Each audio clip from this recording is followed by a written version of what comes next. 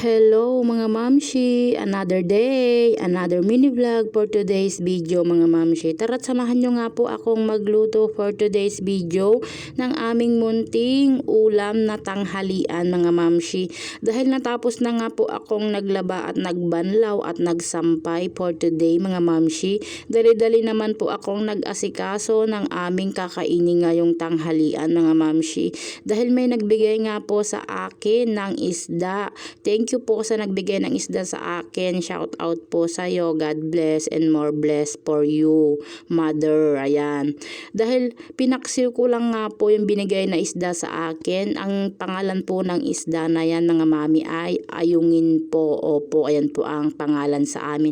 Ewan ko lang po sa inyo kung anong pangalan ng isda na yan sa inyo. Comment nyo lang po sa comment section para alam ko po mga mamshi. Opo, dahil pinaksiw ko lang nga po siya mga mamshi. Lagyan ko lang po yan ng mga pampalasa at sinalang ko na rin po at tinikman ko nga po. Okay naman na po yung lasa.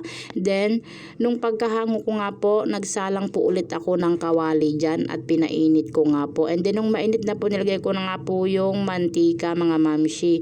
And then, nung pagkalagay ko nga po yung mantika mga mamshi, nilagay ko na rin nga po yung ayungin dyan dahil ipiprito ko nga po yung kalahati kasi sobrang dami nga po mga mamshi. Kaya, pinirito ko po yung kalahati mga mamshi at yung kalahati pinaksi ko po mga mamshi para may ulam na naman po kami mamayang hapon. Tipid-tipid din pag may time. Ayan.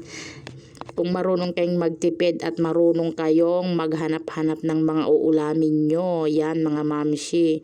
Tipid-tipid din pag may time, wag puro gastos. Ayan mga mamshi.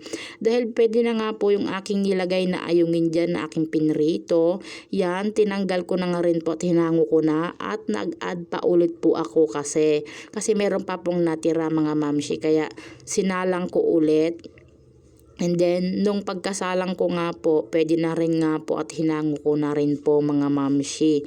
Dahil, nung pagkahango ko nga po at ako naman po ay magsasalang dyan ng aming kanin, syempre, nagmamadali na rin ang modrakels nyo. Ayan po mga mamshi, ako naman po ay magluluto ng kanin for today's video. Thank you for watching. See you sa next mini vlog. Babush!